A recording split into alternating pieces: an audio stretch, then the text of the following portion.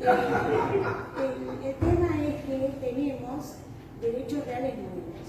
Estos derechos reales nuevos, definitivamente, es el derecho real de superficie y lo que llamamos los conjuntos inmobiliarios. Pero también con los conjuntos inmobiliarios que son propiedades especiales, aparece el tiempo compartido y los seguros, que eso no vamos a ver. Tenemos solamente esto de lo que son los conjuntos inmobiliarios, y fíjense que si bien el concepto de los derechos reales es de número cerrado, las partes no pueden crear otros derechos reales que los que están taxativamente enunciados. Lo que ha hecho el código, que a través de estos conjuntos inmobiliarios ha incorporado diferentes modalidades de conjuntos inmobiliarios. Entonces, fíjense ustedes que bajo el mismo régimen, que lo vamos a ver rápidamente ahora, dice clubes de campo, barrios cerrados o privados, parques industriales, empresariales o náuticos, y cualquier otro emprendimiento urbanístico, independientemente del destino, de vivienda permanente, temporaria, laboral, comercial, empresarial que tenga, comprendidos asimismo aquellos que contemplan usos mixtos con arreglo a las disposiciones normativas administrativas zonales. Esto, toda la parte del código que trae el concepto de conjuntos inmobiliarios lo deriva hacia la vía administrativa local. Entonces, toda la regulación tiene las limitaciones constantes de derivar esta figura, este instituto jurídico, a la regulación local, que es la que puede viabilizar la existencia de ese emprendimiento inmobiliario. En tanto, entonces, todos estos conceptos, que es, vuelvo a insistir, los barrios cerrados y los clubes de campo, y lo que son los parques industriales y los parques náuticos, todo esto lo podemos poner bajo la figura de lo que llamamos conjuntos inmobiliarios. Pero muy sujeto, por ejemplo, si fuera el Tigre, vamos a estar en la zona de isla, vamos a ver cuáles son todas sus limitaciones administrativas, y ahí entonces podemos ver si se puede o no se puede hacer un parque, por ejemplo, lacustre, no lacustre, sino de náutico. Este es el concepto. Estas todas modalidades van a estar regidas por el mismo concepto. Y tiene características, o sea, ¿cómo me doy cuenta para la ley que esté frente a un conjunto inmobiliario? Me doy cuenta porque tiene características que lo determinan con la individualidad de ser este derecho real y no otro. Y lo más importante de estas características, que dice elementos característicos de las urbanizaciones, son el cerramiento, todo conjunto de unidades funcionales o de logros que se dé para hacer este emprendimiento inmobiliario tiene que tener un cerramiento. Esto es lo que caracteriza que estemos frente a esta figura jurídica. Entonces, nos dice también las partes comunes y privativas, el estado de división forzosa, que ahora vemos, los lugares y bienes comunes, reglamentos que se establecen los órganos de funcionamiento, limitaciones y restricciones particulares del régimen disciplinario. En consecuencia, cuando yo hablo de conjunto inmobiliario, estoy hablando de una propiedad horizontal especial. O sea, es una propiedad horizontal especial. Estos emprendimientos inmobiliarios con anterioridad a 2015 o se desarrollaban, ustedes como nosotros lo saben perfectamente, bajo un concepto de derechos personales o una conjunción de derecho personal con derecho real.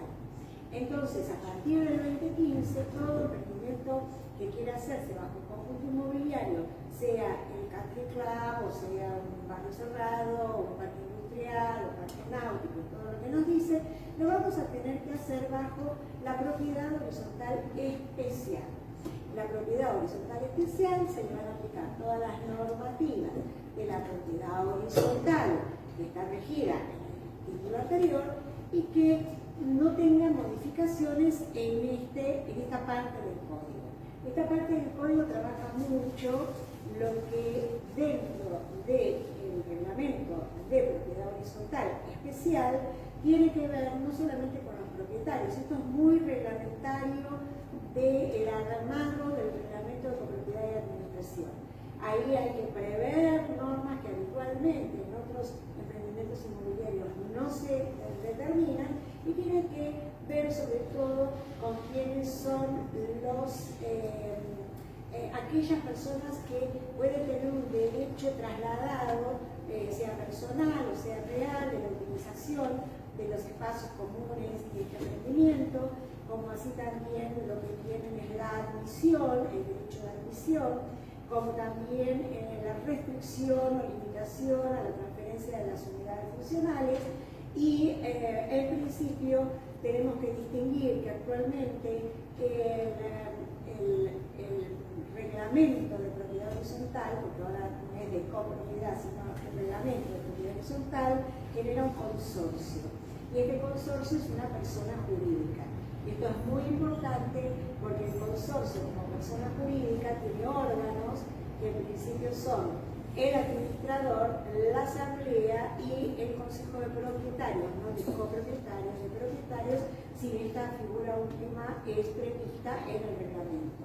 Entonces, ¿qué tiene de raro este conjunto inmobiliario? Primero que ustedes tienen que hacer una planimetría especial, porque están en una propiedad horizontal especial, donde van a tener que darle a cada parte privativa el concepto de unidad funcional. Y luego tendrán todas las partes comunes, que no solamente son las de circulación, que no solamente son las de circulación. Ya estaba, ¿no? No es que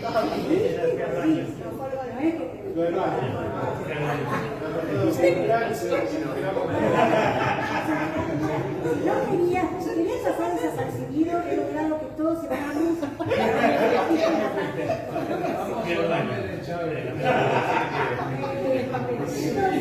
En este reglamento, primero necesitamos tener el famoso plano. El famoso plano que ahora ustedes pueden hacer como derecho real, de afectación a propiedad horizontal especial, como conjunto inmobiliario, que tendrá las características de crear las unidades privativas y de establecer los espacios comunes.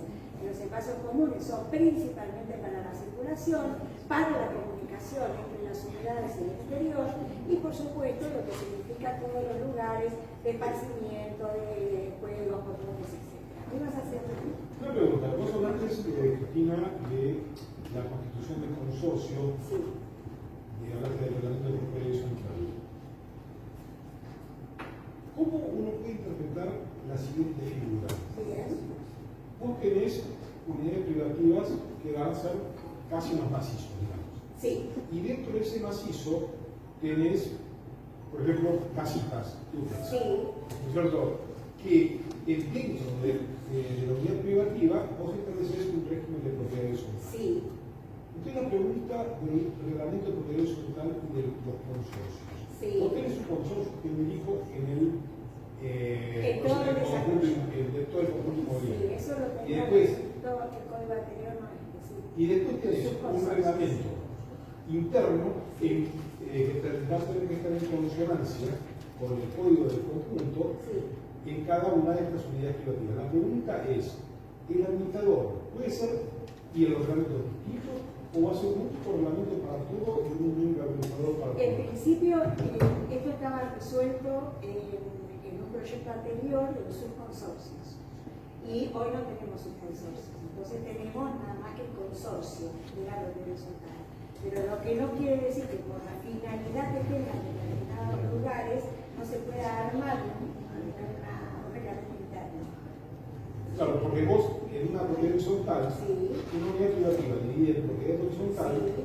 Vos estás generando una propiedad horizontal adentro de otra propiedad horizontal. Claro. O vos podés generar dentro de una sola unidad funcional de este conjunto inmobiliario el derecho de en realidad, las unidades privativas son lo que sean las unidades funcionales. Sí. En el conjunto inmobiliario se divide en una unidad funcional y en una unidad privativa. Sí. Y después, la unidad privativa la podés dividir en propiedades horizontales.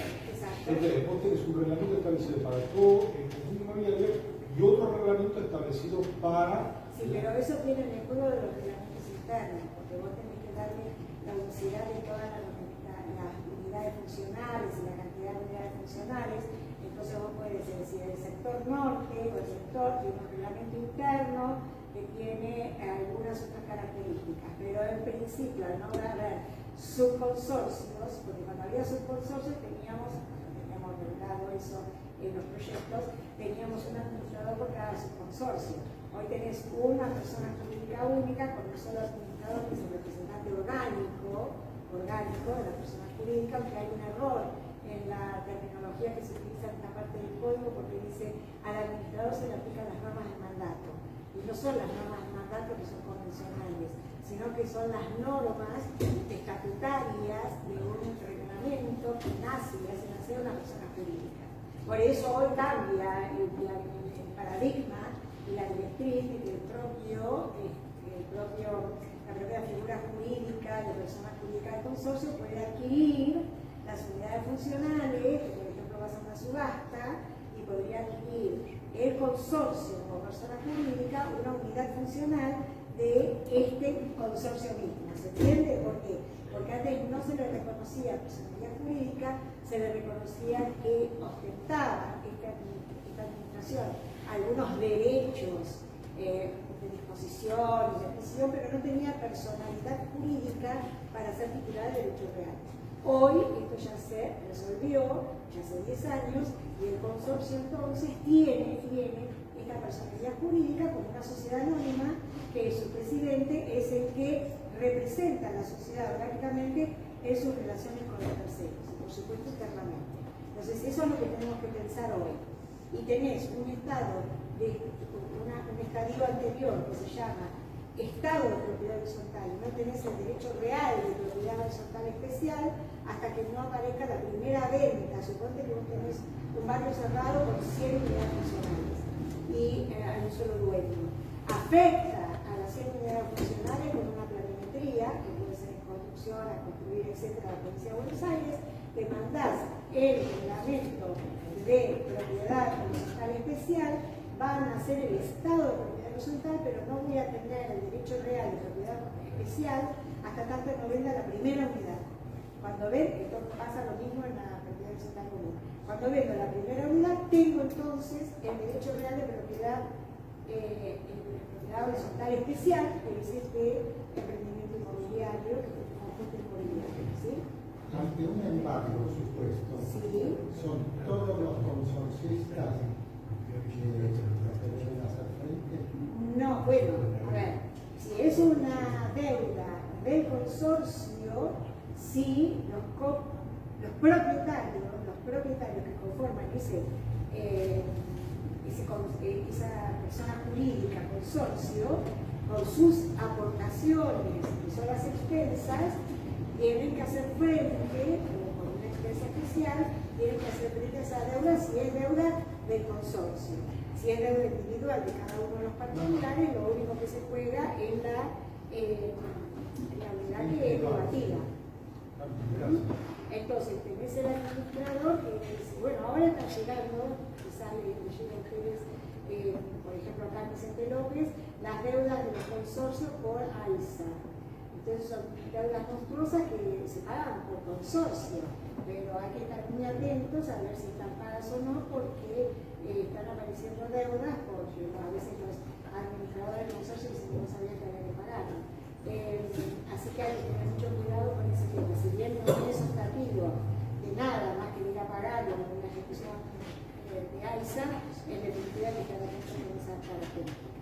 Y bueno, y acá le estamos diciendo que dentro de este reglamento de propiedad especial tenemos que tener la obligación de contribuir a los gastos y cargas comunes, como en todos los casos, la entidad de la persona jurídica que agrupe a todos los propietarios de las unidades privativas, en las diversas partes, cosas y secciones comunes privativas, así como las facultades por sobre ellas que tienen con las interdependencias, conforman un todo indescindible partes privativas. Esto es igual que la propiedad horizontal.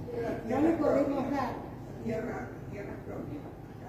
sí, esa es la diferencia. El suelo no es común.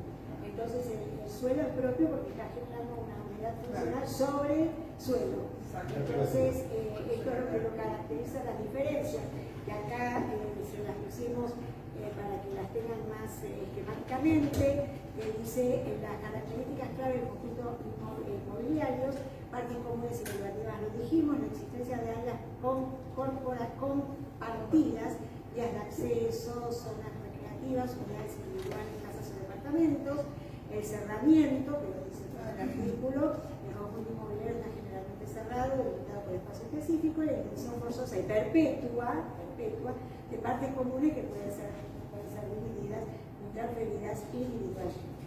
Y por supuesto, en este reglamento interno define las reglas de funcionamiento, los derechos individuales, hay obligación de contribuir, hay entidad de personas jurídicas, que este es el concepto más importante para el consorcio que representa a los propietarios en la administración del conjunto, y en resumen dice, en consideración como tipo especial de propiedad horizontal con características particulares que la distinguen de la propiedad horizontal común, justamente por esto. Una característica es que la unidad tiene el suelo como no común, que hay un derecho de preferencia, que se puede marcar un derecho de preferencia al momento de disposición de la unidad, esto es que los vecinos o el consorcio tengan prioridad en la disposición, hay sanciones disciplinarias fuertes, hay una determinación de la utilización de las partes comunes por terceros que no son los propietarios, o sea que en definitiva la figura es bastante clara en lo que puede ser su diferencia con la propiedad horizontal común. Esta es una propiedad horizontal especial que además está planteando sobre determinados tipos de desarrollos edilicios que no son sencillamente una propiedad horizontal destinada a vivienda o a fines de oficinas o comerciales. Ahí estamos, ahí terminamos.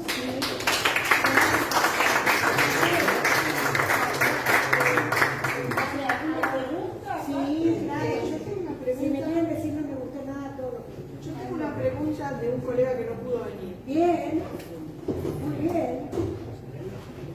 Pregunta lo siguiente. Sí. Si para conjunto inmobiliario que surge de 3 parcelas de titulares diferentes, ¿hay que hacer una unificación previa? ¿O es todo parte del mismo plano de propiedad de horizontal A ver, Bueno, primero, si vos querés unificar, ahí estamos siempre en el mismo concepto. Tenés que tener identidad de sujeto. pero él no quiere unificar, quiere hacer el pH especial con 3 Ahora, cuando vos tenés un pH, yo le digo a los administradores, el tener construido el caballado, el construir el caballado no significa que estoy englobando. Y si podrías hacer, claro, y si no podrías hacer la venta o la comunidad del 1% de la superficie de cada uno y llegar a generar un condominio entre ellos.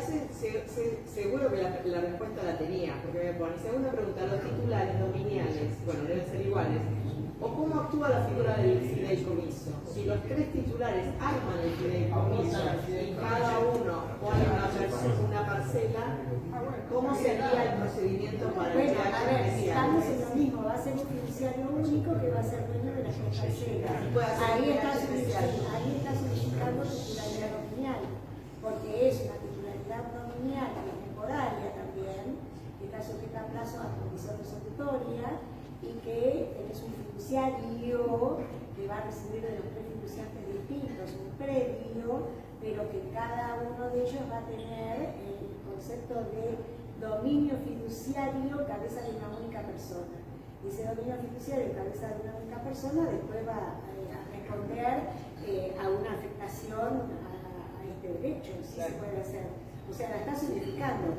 Pero Está unificando el fideicomiso. claro, está en el fiduciario, porque acordémonos que el fideicomiso no tiene personería jurídica como consorcio, el fideicomiso solamente tiene una personería tributaria, el fideicomiso cuando como fideicomiso contrato se le determina la existencia de una obligación tributaria, se le considera un sujeto tributario, pero no es un sujeto como una persona humana ni como una persona jurídica, porque el fideicomiso es un contrato entre el fiduciario y el fiduciario, y el fiduciario es una única persona que recibe todos los bienes. Entonces lo recibe con una finalidad, durante un plazo determinado y tiene un dominio perfecto. Pero como tal puede hacer una afectación vegetación, puede transmitir lugar en su fruto, puede constituir una superficie, ¿no? Así que puede construir sobre los tres predios, lo cual va a unificar, porque cuando él construye el mismo dueño sobre los tres, unifica. Claro. Así que le podés encontrar la vuelta, por ahí hay que determinar quién es el beneficiario, y estos tres fiduciarios van a ser fideicomisarios. Entonces, como van a ser fideicomisarios, después van a recoger, si es que no transmiten nada, van a recoger un único inmueble construido o un único inmueble en propiedad especial. ¿Sí? Pero ahí se van, como los tres se le va a adjudicar todo, salvo que tenga la manda de adjudicarle por unidades privativas.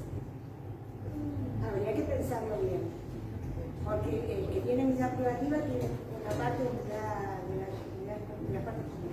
Claro. Pasados los 70 años, tiene que estar establecido perfectamente las accesiones a quienes le pertenecen. Le van a pertenecer siempre al dueño del suelo, siempre. Lo único que vas a tener es que pagar una indemnización o no pagarla. Eso hay que conocer. Sí, claro. O si te haces un edificio de 10 pisos, hay que pagar un edificio de 10 pisos. Claro, eso. Puede ser, si yo superficiario tengo la obligación de indemnizar cuando se termina la superficie, quizás no tenga una ecuación económica favorable. Así que pueden las partes determinar, yo me quedo con el edificio, no te pago nada, con usufructuar durante 70 años y quedamos a mano. Martina, y con respecto a la adecuación, Eso, 2075 tercer párrafo. esto es lo más importante, menos mal que me hiciste acordar. A ver, en los conjuntos inmobiliarios, lo que nos ha dicho este código, pretendidamente en una norma transitoria, porque si yo hago uno de estos conjuntos inmobiliarios después del 1 de agosto de 2015, todos los conjuntos inmobiliarios que se constituyeron después de eso, ¿qué tendrían que tener? La planimetría especial, tendrían que tener el reglamento especial, la personalidad jurídica y todo lo que me pide la ley. ¿Por qué? Porque yo estoy haciendo y constituyendo un derecho real de propiedad de un sector especial y con posterioridad a la aplicación del código, le aplica leyendo el código. Entonces dijimos, ¿qué pasa con las normas transitorias? ¿Qué pasa con todos aquellos emprendimientos que habían sido dados a partir de la figura de los derechos personales o de un mix entre derechos personales y derechos reales? Porque ahí tenés que se utilizaron en las servidumbres, la servidumbre de paso, etc. También acá te dice que en los emprendimientos de esta naturaleza puede haber servidumbres cruzadas entre diferentes emprendimientos inmobiliarios para optimizar su utilización. Esa es otra cuestión que me olvidé decir. Pero la adecuación. La adecuación, en definitiva, es prácticamente imposible, porque pensemos que nosotros estamos trabajando en la provincia de Buenos Aires, que hay tanto desarrollo de carne, de barrios cerrados, de planes de los parques industriales. Estamos en una enorme cantidad de parcelas. Hay emprendimientos, ustedes sabrán, que tienen parcelas de 500, lo que fuese. Entonces, ¿cómo hacemos para, y esto yo tengo la solución, cómo hacemos para poder generar entre todos los propietarios las mayorías necesarias para poder celebrar cualquier negocio que tengamos que hacer para ratificar plano, para adecuar? Porque además nosotros tenemos que pensar que hay una persona que tiene un derecho privativo, que es sobre una unidad funcional, y esa persona se casó, se divorció, y eso le quedó colgado en un estado de división, porque también pudo morirse, y eso le quedó en el medio de una sucesión peleada entre todos sus herederos, porque hay embargos, hay una cantidad de trámites no terminados. Imagínense multiplicar esto por una enorme cantidad de parcelas.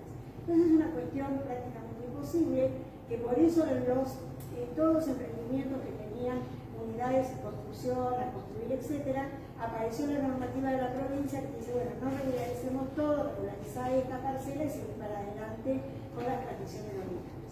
Entonces acá, lo que es posterior al 2015 no tenemos ningún problema. Lo que es anterior, tenemos el problema de la adecuación, que prácticamente prácticamente es de cumplimiento imposible. ¿Y saben qué es lo que es más característico de esto?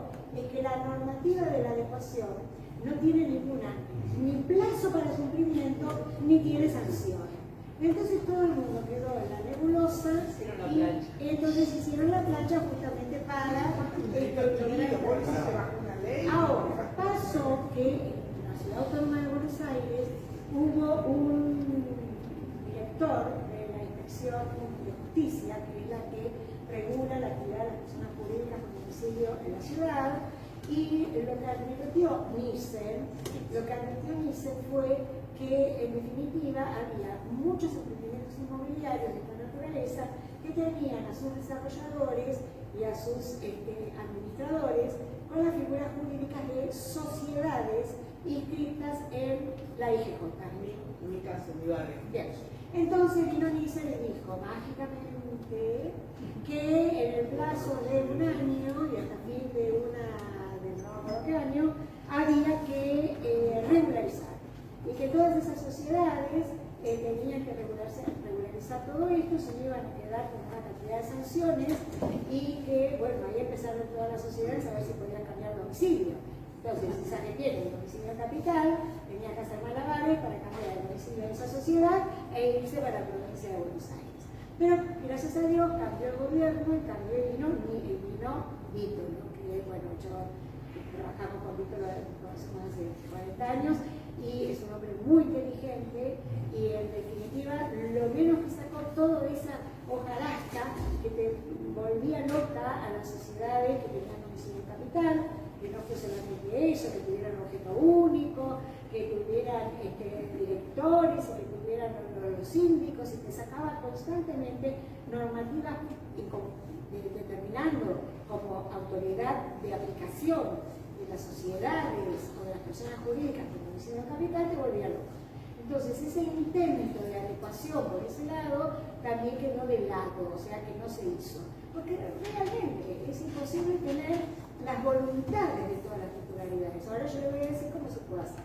Y por el otro lado, estas adecuaciones, en principio lo que pensamos que había que cumplir la ley y pensamos que había que adecuar, porque yo fui una de las que por primera dije que había que adecuar, aunque reconocía que no había plazo de sanción. Lo que pasa es que frente al incumplimiento del administrador o del desarrollador con respecto a no adecuar, el titular del privativo podría decir, a ver, vos no adecuás, yo no te pago la expensa. Porque son situaciones que son un tanto recíprocas, porque yo tengo la obligación de pagar la expensa siempre, vos tenés que importancia de dar estos emprendimientos, pero la cuestión está es que podría haber una excepción de no pago frente al incumplimiento y además a instar al cumplimiento de este desarrollador o administrador.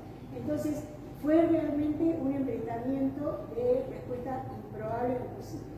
Lo que hay que hacer siempre que un notario redacte, porque todo el mundo dice, bueno, notario, ¿qué hace? Firma y cobra. Mira que hay una cosa. Entonces yo voy a decir, bueno, la revisión que hace, mire y cobra. No, bueno, pero para medir bien, tengo toda una estructura que tengo que conocer. Y para hacer un reglamento de esta naturaleza también tengo que saber mucho y poder, no es que voy y copio el reglamento que hicieron para determinado barrio cerrado. Entonces hay que hacer el traje a medida. Y cuando uno hace el traje a medida, lo que tiene que prever es una enorme cantidad de unidades privativas que tienen que generar los poderes especiales irrevocables por largos plazos y con una determinación de adhesión, ahora después les quiero completar este concepto, de adhesión de quienes vayan a comprar estas unidades con la obligatoriedad de que se les oponga este poder especial irrevocable y ellos sean, por comprar, sean a la vez otorgantes de este poder especial irrevocable. Entonces, yo compro en tal barrio cerrado, compro en tal campo. Entonces, ¿yo qué hago? Tengo que leer, o un notario de confianza tiene que explicarme el reglamento de propiedad horizontal especial. Y ahí se va a ver que todo el desarrollo encuentra un poder especial irrevocable a favor de un administrador resulta en determinado tiempo para que lleve adelante las nuevas planimetrías, las ratificaciones, las modificaciones de reglamento y todo lo que necesita para ir regularizando la vida de esa propiedad especial. Esto surge de los buenos reglamentos bien redactados y que tienen esta facultad que todos delegamos en un apoderado o de varios apoderados. ¿Para qué? Para que llegado el momento que hay que hacer algo, me podré oponer, pero ya no me van a ir a buscar para a ver si firmo o no firmo. Ya di este poder.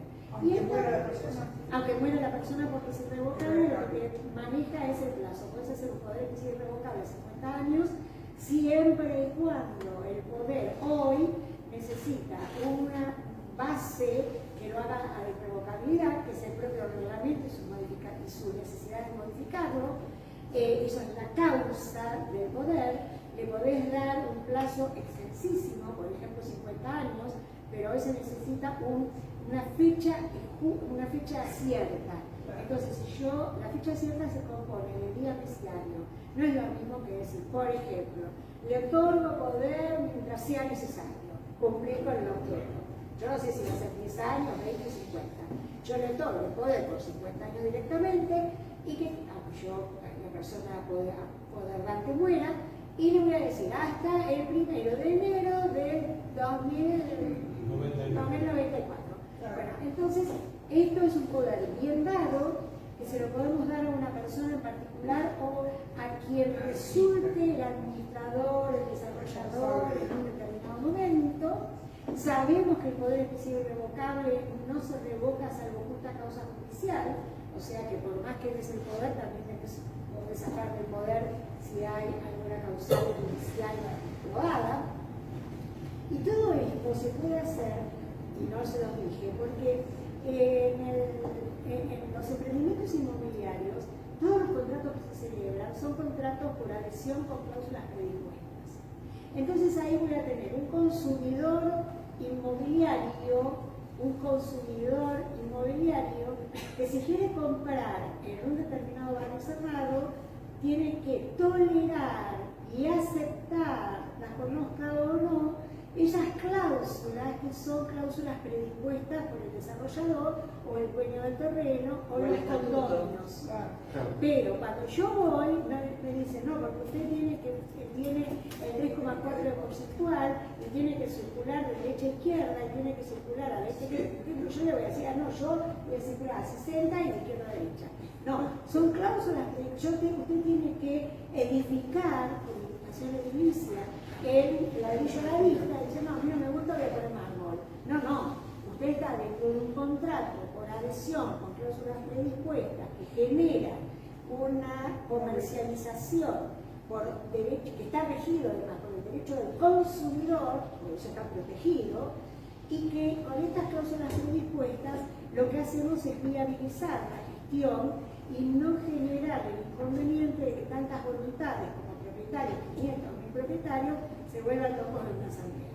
Y lograr las mayorías o la unanimidad es ciertamente imposible. Y otro tema importante que trae el código, muy importante, es que nosotros no lo llevamos, no lo tenemos y hay que difundirlo, no lo tenemos incorporado en la población, es que el reglamento de propiedad simple, propiedad especial, etc., el reglamento es parte del título. El reglamento es parte del título. Entonces, ¿vieron cuando alguien viene a la notaría, o ustedes mismos les dicen, bueno, a ver, ¿me puede traer el reglamento porque tengo unas dudas en la designación del lote que fue dado en el reglamento, que también hay que tener el título que se compra, pero bueno, el reglamento, y después hubo un error y se fue transmitiendo en todas las escrituras, entonces te van a hacer la planimetría y la edad, la medida, entonces buscamos dónde en la situación jurídica está el error, porque planimétricamente Guillermo me dice, no, pero el plano ese del 40, del 20, que sé yo, tenía 866, ¿cierto? Y ahora cuando tiene 920, ¿por qué tiene? Entonces, eso tenemos que trasladarlo al título jurídico y a la identificación de la cosa física que se traslada al título.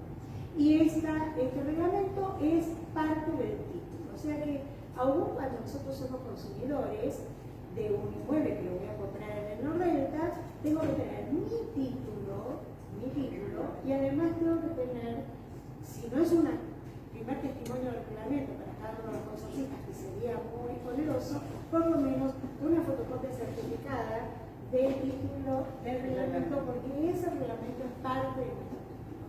Entonces esto es un concepto novedoso y vieron que la gente no tiene el reglamento, porque el reglamento único lo tiene el administrador se va, se pelea, tiene la documentación y nadie lo sepa. Es más, esto es una unidad, hay gente que viene y dice, sí, esto es una unidad funcional. No, mi casa es mía. Sí, su casa es suya, pero es una casa suya, pero no es un dueño de la parcela completa, porque la tiene afectada porque es suya. No. Yo tiene que tener un reglamento, pero yo no tengo ningún reglamento. Bueno, no lo tendrá materialmente, pero jurídicamente existe. Entonces, yo creo que esto también es la docencia que tienen que hacer los administradores, los corredores inmobiliarios, los escribanos, porque hay que decirle a la gente que el derecho que tiene está limitado por el derecho de vecino. ¿De acuerdo? Vamos a la próxima. ¿Por qué la retroactividad en los siguientes no es aplicable el artículo 2075? La irretroactividad. La retroactividad del proceso. No, yo no sé. No, pero no es el número que 2075 bueno, creo que está loco con las adecuaciones. Vamos a ir, por eso le traje el código, pues el esfuerzo de memorizar los artículos. Marco Lejos, todos los actos relativos a las obras autorizadas, denunciables, uso, carga de verdad, correspondientes a los ámbitos inmobiliarios, realizando las normas administrativas aplicables a cada derecho. Todos los conjuntos inmobiliarios deben someterse a la normativa. Y el último, es los conjuntos inmobiliarios existentes, que son establecidos por los derechos personales, por derechos reales, y los derechos personales se deben adecuar a las condiciones que se regula de los derechos reales. Pero, ¿por qué usted me habla de la retroactividad? La retroactividad. Porque para el futuro, porque ya yo Pero ¿por qué están obligando para los anteriores? No, eso es derecho transitorio, perdón. No, porque me confundía por la palabra. Vamos a ver. Cuando, y esto coincide genial, lo que me dijo genial. ¿Vieron que hablamos de la superficie? Sí. Y vieron que hablamos que cuando se cumple el plazo, todos los derechos reales que ha constituido el superficiario se extinguen. Y entonces pasan porque yo puedo transmitir el dominio y venderlo a una funcionaria, pero el que la compra sabe que la compra por 50 años, o por 30 años. Pero se caería la propiedad horizontal, porque si hubiese una propiedad Sí, eso es lo que se discute. En doctrina se discute. Si afectamos a propiedad horizontal, podría entenderse que esa propiedad horizontal se extinguiría y yo recibiría el bloque sin propiedad horizontal. Esto se discute en doctrina y ya está resuelto de esta manera.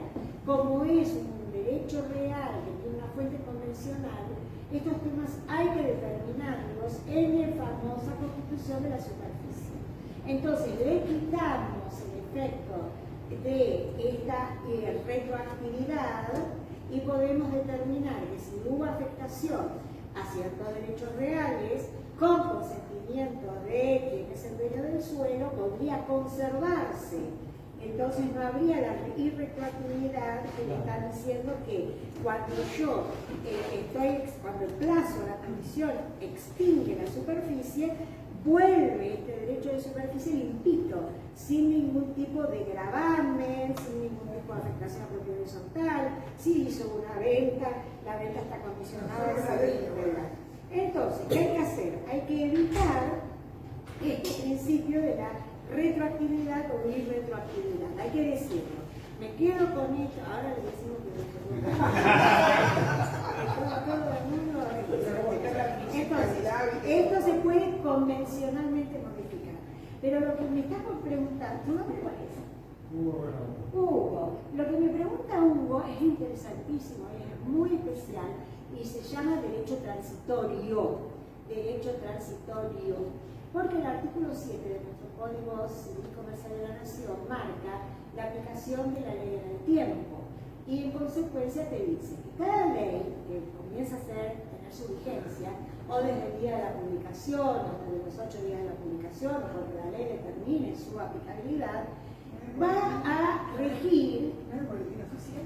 No, porque la ley puede, sí, vos la vas a publicar en el boletín oficial, pero la ley puede decir en su último artículo, esta ley entrará a regir a los 90 días de su publicación. O esta ley, no se publica. En esos días.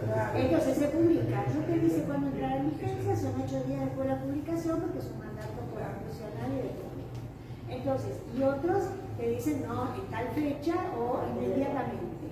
Algunos te dicen, tenés tres formas. Esta ley regirá desde el día de su publicación.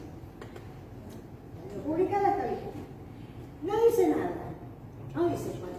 Entonces, se publica y a los 8 días empieza su vigencia porque es la vigencia de aplicación tácita. Y otra, tercera opción es que te diga esta ley va a regir a partir de los 90 días de su publicación. Esas son las tres posibilidades. Está reglamentada, o sea. Bueno, a ver, esto es lo que dicen, también es otro problema, porque puede que la ley esté vigente, pero si necesita reglamentación local, no es que la reglamentación local. Entonces, la ley está vigente, pero lo que empieza a dudar, o lo que se duda, es de la aplicabilidad reglamentaria, porque si yo no la reglamento, no la hago operativa. Entonces, esta es un spread que puede haber entre quien tiene que reglamentar como autoridad de aplicación y el Congreso, que te largó una ley a nivel nacional, o la provincia de Buenos Aires, que te largó una ley a nivel de la provincia de Buenos Aires. ¿De acuerdo? Entonces, esto de la aplicación de la ley. Pero esa aplicación de la ley trae el concepto de lo que es la aplicación de la ley en el tiempo. Entonces, cuando una ley entra en vigencia, de acuerdo a las tres opciones que le di, desde el mismo día que entró en vigencia se le aplica a todos los actos jurídicos que se celebren a partir de su vigencia. Entonces, a partir de la vigencia, creo que es una propiedad horizontal especial. Y me decís, Hugo, con mucha clarividencia, ¿qué hago y por qué aplico esta ley a los anteriores? Eso se llama derecho transitorio. Y se le aplica la nueva ley, dice el artículo 7, que no es efecto retroactivo, sino que toda situación o que tiene sus efectos cumpliéndose, esa situación que tiene eficacia todavía, se le va a tener que aplicar la ley. Y fíjate vos que en el artículo 7 vas a tener unos determinados párrafos que te están identificando esto, que es muy importante, que te dice claramente eficacia temporal. A partir de su entrada en vigencia, las leyes se aplican a las consecuencias de las relaciones y situaciones, a las relaciones y situaciones jurídicas existentes, a las consecuencias. Fue muy inteligente Belezano. Claro, y porque es el artículo 3, más que de Vélez fue de la reforma del 68, es igual que, porque Vélez dijo otra cosa, pero no importa. La reforma del 68 trajo el artículo 3, que es el 7 de la hora.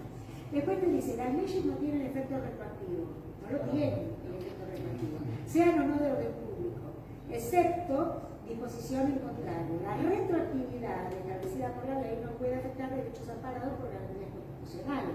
O sea, si vos estás determinando una aplicación retroactiva, que yo tengo un derecho amparado constitucionalmente, que son los del 75-22, especialmente los derechos humanos, no me lo pueden vulnerar por esta aplicación de la ley.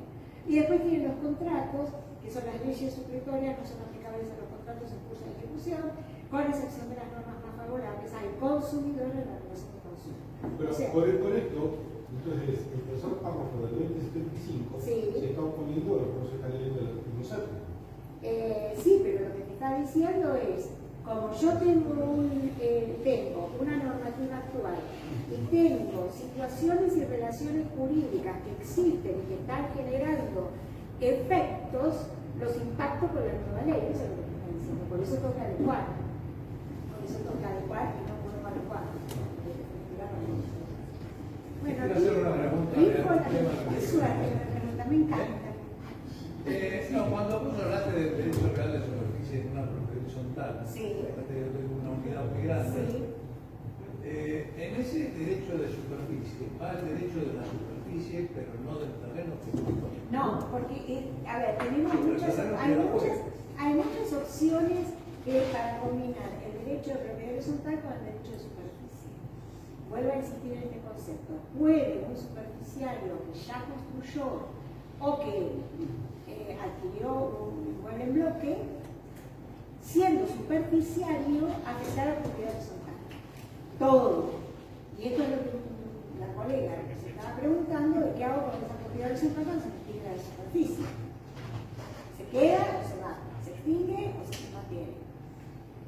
Otra cosa diferente es que yo ya tenga propiedad horizontal y quiera un dueño de una unidad funcional constituir en su unidad, porque se le da los cargos necesarios, un derecho de superficie.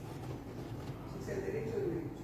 El derecho del derecho, el derecho sobre el derecho, pero también hay que pensar que hoy, como tiene personalidad jurídica el consorcio, podría el constructor haberse reservado el derecho de sobrelevar.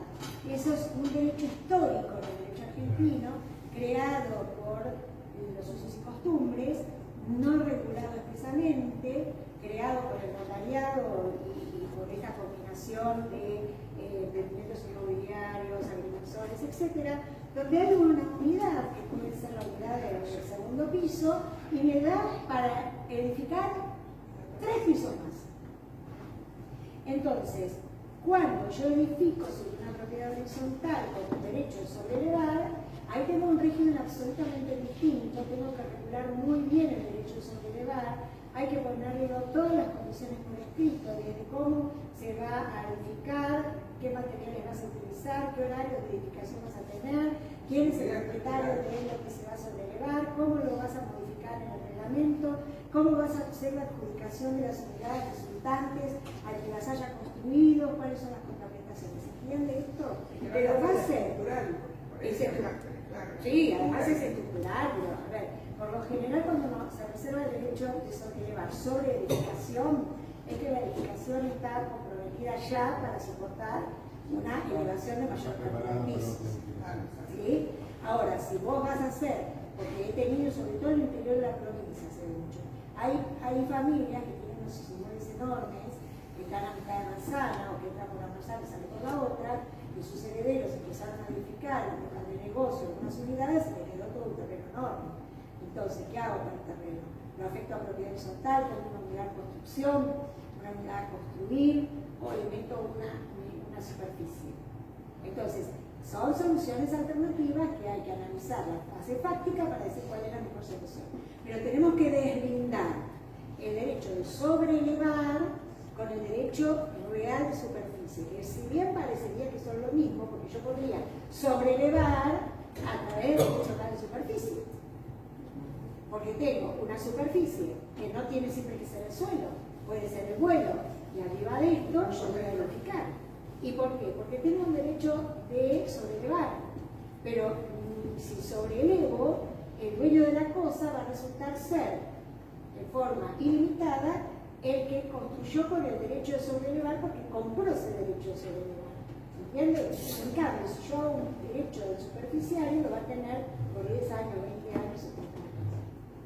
Claro, eso sería lo mismo que el derecho de losa que existe. Sí, en Brasil. Es el derecho de losa de Brasil. Es bastante, estamos muy cercanos, lo analizamos en un congreso internacional y el derecho que ellos dicen derecho de losa, que es el derecho de la azotea, para explicar, el techo, y además ellos que crearon el derecho de losa por las favelas. Entonces, para darle un poco de título, y bueno, nosotros también tenemos acá todas las alternativas de los barrios carenciados y de hábitat y todo, que la alternativa de afectación. que dicen, te vendo con el espacio aéreo. Claro, ¿Qué es el el jugo de aire, como decía. Claro, no sé, que tiene espacio aéreo. Claro, sí, claro. Entonces ahora, por ejemplo, hay planes de los gobiernos donde se permite una planimetría no adaptada algunos de los estándares de las afectaciones urbanas, porque en la unidad funcional aparece un pedacito de 5 o 10 metros y que no le da ni para la salida ni para tener las características de la propiedad horizontal, pero sin embargo existe como propiedad horizontal. Pero esos son planes de gobierno, planes especiales. Bueno, vamos a la última pregunta. Muchas gracias por esta clase. Un minuto, no se vale. Uy, tenemos. No, además que allá nos van a dar noticias. Sí, no, bueno, para vos, gracias, Cristina, como siempre, con conocimientos que nos aportan.